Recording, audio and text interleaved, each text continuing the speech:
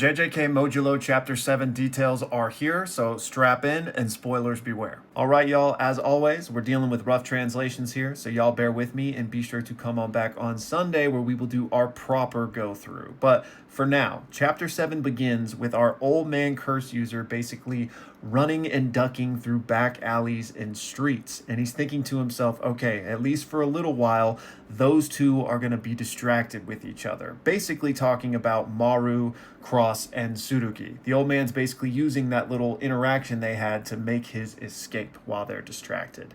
Until he hears "Don't move" coming from behind him, and it's Usami. The old man curse user turns around and looks at Usami and says, yeah, and who are you supposed to be? My teacher? And Usami says, I'm going to say this once more. And he lifts up his hands, and the Inumaki curse clan marks are on it. And he says, don't move, using cursed speech. And the old man gets like stunned by this cursed technique, and he's like, this is cursed speech. Then as the curse user is stunned by that, Usami straight up kicks him straight to the dome and knocks this dude out on the pavement. And then he turns to Mino, who is also with him, and says, take care of it from here. We then cut back to Cross and Tsurugi, and Cross has now picked up Tsurugi and is like shaking him, because if you recall, Tsurugi basically collapsed from his injuries last chapter. So Cross is like, hey, answer me. What did you mean by that? What do you mean by neighbor? And Tsurugi, who's still kind of like disoriented and out of it a bit, he's like, important. It's a neighbor is a friend who understands why the things that are important to you are important. And Cross is like, just shut up. Like, stop with that. You and us, neighbors? No, I know the history of this country. After the war, you humans have enjoyed peace on the path laid by the great powers.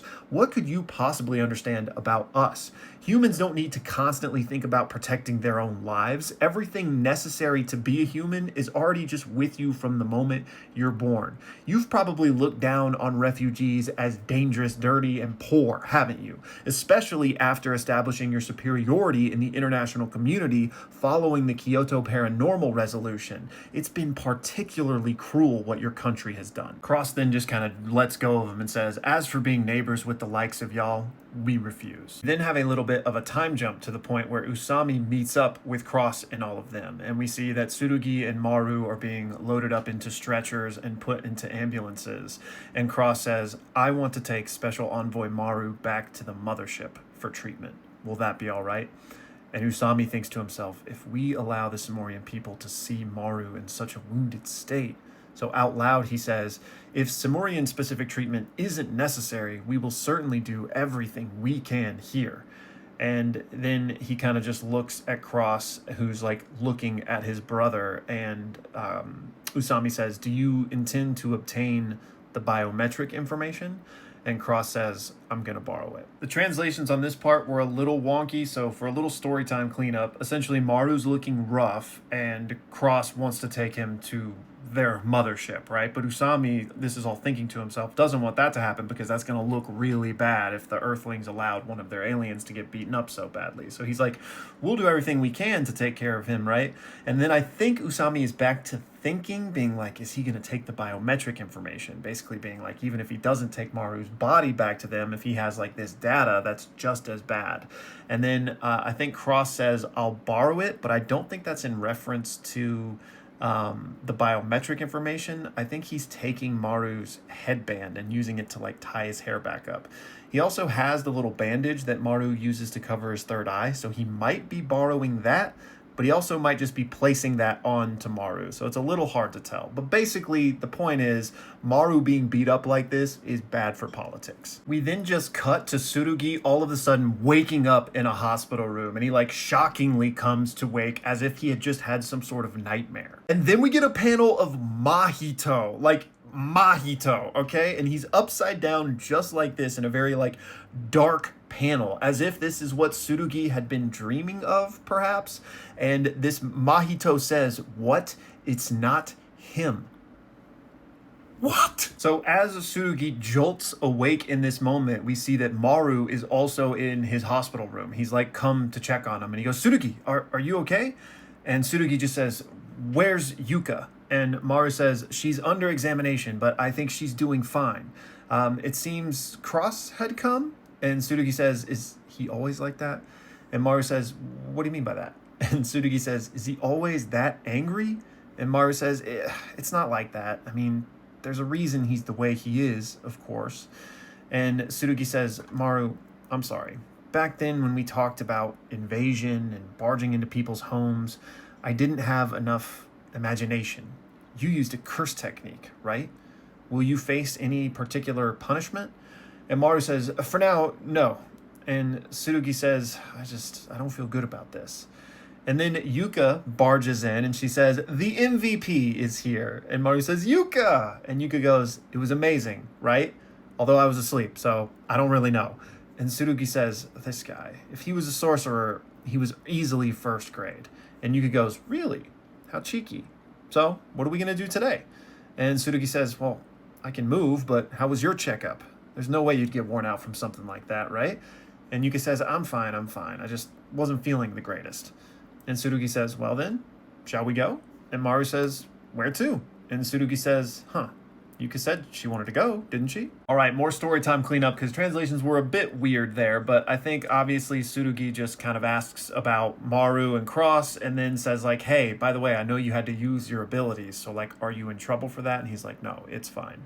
Then Yuka comes in and basically that back and forth was just them like sibling bantering. Like that's what's happening in the panel. Maru is just kind of like darting back and forth between them as they're like kind of, roasting each other a little bit, saying like, oh, are you okay? Yeah, I'm fine. Are you okay? Like that's kind of the vibe of what was happening there. And just to be clear, there was absolutely no reference or allusion to this beyond that one panel. Anyways, next thing we know, they're like at a fair, like with rides and stuff. So I guess that's kind of what they were talking about at the end of that previous scene of like, where should we go now? I guess somebody mentioned they wanted to go to a fair. So we see them like at the fair kind of riding rides and stuff and, eating popcorn, playing some of the games. And then Yuka says, Maru, this wasn't on the schedule. And Tsurugi, they like go down a roller coaster and they're like, was that not enough? And he's like, I need more speed. And then Mino, I guess he's also there, says, if they match your pace for the ride, people are gonna die. As they're having that discussion about the rides, we see a little kid walk by with a balloon and he accidentally lets go of it. And Maru, without even looking, just reaches out, snatches the balloon, and hands it back to the kid. And the kid looks up at Maru and says, what about my mom? And then everyone kind of tunes into this and they're like, wait, what? Like, are you lost? And Yuka's like, oh, you're lost. It's okay. It's fine. We'll find your mom. We'll get you away from here. And as for my brother, his face is scary. Don't worry about him. But he'll take you to the Lost Child Center. And Mino says, I'm going too. And Tsurugi and Mino just like sprint off towards, I guess, the Lost Child Center to alert people that they've found this kid. So meanwhile, the kid stays back with Yuka and Maru. And Yuka says, your mom will come. We'll just have to wait. And Maru says, don't cry. Why are you crying? It's not like your parents died. Just be quiet and stand tall. And Yuka says, seriously?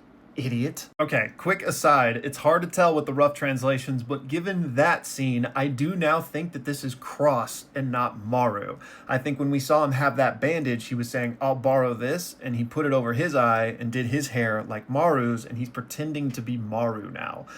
Probably to learn more about Tsurugi and why he said that stuff at the end of last chapter. So I think that's why Maru's being a little different. It's actually Cross, which would make sense because Maru's injuries were pretty bad, right? So he's probably still getting treated. So because this kid is crying and Maru, Cross, I'm just going to keep calling him Maru for now though until that's like officially revealed. Maru made this kid worse, right? So he just throws up this popcorn he's holding, does like a backflip in the air and then catches the popcorn again. And the kid is like, whoa. And Yuka's like, hey, I can do that too. And so she performs a backflip as well. And they're kind of like getting a small crowd gathering around them. And Maru is kind of like, what are you doing? We then see that the kid's mom has shown up and found him. So the kid, being so happy, offers his balloon to Maru and says, thank you. And Yuka rings up her brother on their little technology and she says, Tsurugi, you there? Lost kid problem solved. And we see that Maru is now looking at this balloon that the kid handed him, and he goes, Halloween? And Yuka says, yeah, it's a Christian festival. Originally, it came from a different region, though. And Maru says, Christ? That's the religion of the Earthlings? And Yuka says, well, no, it's only like 20 to 30% of the world's population. Maru then says, Japanese people are pretty casual when it comes to faith. You've got Buddhists, Confucianists, Shinto, but events from other religions have also been actively adopted. So it seems like there's no God they truly believe in. And then the translation's getting a little wonky here. I'm not sure if they maybe like missed a couple of things, but the next thing Yuka basically says is, it's obvious, my brother might not notice, and even if he does, he's not going to say anything. And I think she's referring to the fact that this is Cross and not Maru, and she's basically got him pegged. But there's no actual line where she says that. So I don't know if they missed it or if this is all just happening kind of in a nuanced way that's lost in translation here. But essentially, Yuka knows that it's Cross, and she says, my brother might not notice, but even if he does, he probably won't say anything. We then cut to an aside of Tsurugi and Mino, and Tsurugi is like, yeah, Mino, you're not good with kids either, which is why the two of them ran away earlier to go handle, letting the authorities know instead of dealing with the kid. And Mino's like, yeah, when you can't communicate, it's just I don't even know what to say. We then cut back to Cross and Yuka, and Cross says, why wouldn't Tsurugi say anything? And Yuka says, well, if he's wrong, he'd look stupid, and he's all about keeping up appearances. And Cross says, I see.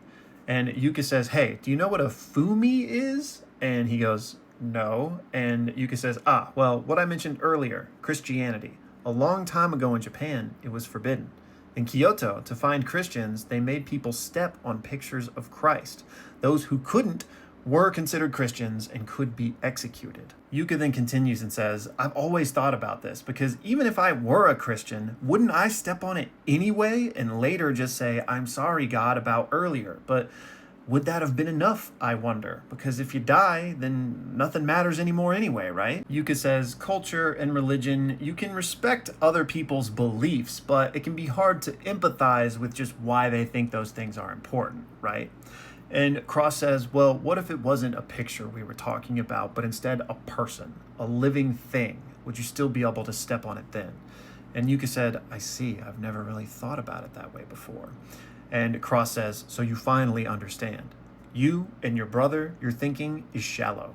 Humans like you have trampled on our lives without even realizing it.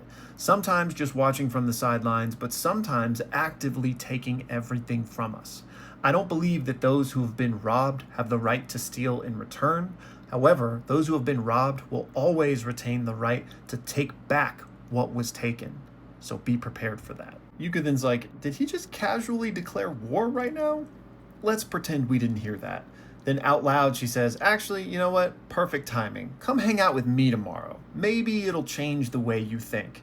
And Cross looks at her and is like, where? We then cut to the next day where we see Yuka and Cross in a doctor's office. And we see a doctor basically explaining some things to Yuka and pointing at scans on the wall. Then after that little meeting, Yuka kind of looks at Cross and says, gotta be honest, I didn't follow much of that conversation. I hadn't even heard of the name of that illness before. And Cross says, so basically it's cancer? I've heard that's common amongst Earthlings. And Yuka says, I'm not sure. Is a malignant tumor different from cancer? The problem is it's in my brain, so I thought it wasn't just a headache. Only half the year left, huh? What a cheap drama. If a handsome guy doesn't come running to visit soon, then it's not even worth it. And Cross is just like, why did you bring me here? And Yuka says, being alone, I don't want sympathy, but there was just no one else. Cross just looks at her and says, let me say this. Even if your life expectancy is only 6 months, the lifespan of your heart has already ended. Now, no matter what you do, you'll never feel the same kind of emotion as before. The things that once made you laugh, your favorite meals, music, scenery, all of it will start to feel like, so what? I'm gonna die anyway. And from there, you'll spend your precious remaining time throwing yourself again and again into a whirlpool of hatred. You'll think, why did this happen to me? Why not to them instead? Akotsu Yuka, your future was stolen from you. Will you now steal again from those who have already lost? Yuka just looks at him and says, so that's what happened with you then, huh? And Cross says, do not lump us together. What we suffered was man-made. It's different from illness or from accident. And Yuka says, you might have lost your home, but you're not gonna die. I'm gonna die. And Cross says, what is this, a misery competition? You think I'm gonna lose and then apologize?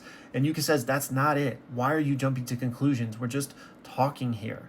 There are things that I can't change. But Cross, with time, you could change your things, right? It's okay to be angry at how the world is unfair, and it's okay that you don't want to forget those things. So please, like, tell us everything. Like, what happened to you, Cross? We're not your enemies. Cross is starting to get angry now, and he says, that's just a nice sounding lie. Do you think that I can be satisfied with reason and logic waved at me from the opposite shore? And no, you're no longer even standing on the opposite shore. You bastards are talking about coexistence from now on, but what you really mean is y'all need to live without being a burden to us, right? So how long? How long must we live always watching the faces of the earthlings? If we have to spend years, decades, walking such a miserable life, then I'll take it by force. Yuka just looks at him and says, how long will you keep stealing? Basically parroting back what Cross had said to her earlier about how, the people who are stolen from have no right to steal back. And he kind of gets mad at the fact that she just kind of used his own thing against him. And he's like, and she goes, listen, hating people is easy and taking from people is easy too. So you're just going to keep repeating the cycle, aren't you? No, let's end that with us. And that's where the chapter ends. Man, this chapter was gas. Even with kind of the rough translations at parts, it's easy to see what was going on here. We got a lot of ideological stuff happening and so many interesting reveals. I do want to wait till we have the official so we can properly dive into exactly what was being said there, but Cross seems to have a lot of resentment specifically towards humans, and he seems as if he's blaming humans for why they lost their homeworld. So how is that possible? They obviously were somewhat aware of humans because they knew what Earth was when they came upon it, but they did seem to be surprised that humans had sorcery powers, so they didn't know everything, right? So what happened on Cross's homeworld, and why does he have such a harboring resentment towards humans? What the hell was this Mahito appearance, okay? It was played off like he was waking up from a nightmare, but it didn't feel like a nightmare. It felt more like what happened with Sukuna at the end of his epilogue, where Mahito had put a piece of his soul on Sukuna's so that they could have that discussion while Sukuna was on the way to the afterlife. So has something like that somehow happened? And if so, how? What? What are you cooking, Gege? I cannot wait to see what the hell this is gonna be. Also, Usami using curse speech was cold as hell. The way he had the tattoos on his hands, it makes me wonder, does he have Inumaki blood and that's his technique? Or have they figured out a way to give people those tattoos and let people emulate curse speech? I don't know. And then Yuka having brain cancer? Oh my god, Yege is gonna rip our heart out with this one. No. Maybe the alien technology could somehow save her. They do seem to have perhaps more advanced things, given the scene earlier where Cross was I'm taking Maru back to the mothership. So maybe there's hope, but again, Tsurugi and Yuka aren't twins, but with Tsurugi's weird heavenly restriction and her potentially going to die, maybe there's something there. Anyways, there's just so much to unpack with this chapter, but again, we'll wait and see on Sunday, and we'll talk more about it then. In the meantime, let me know all of y'all's thoughts, but I am really loving this sequel so far. I think Gege is cooking, and I can't wait for next chapter.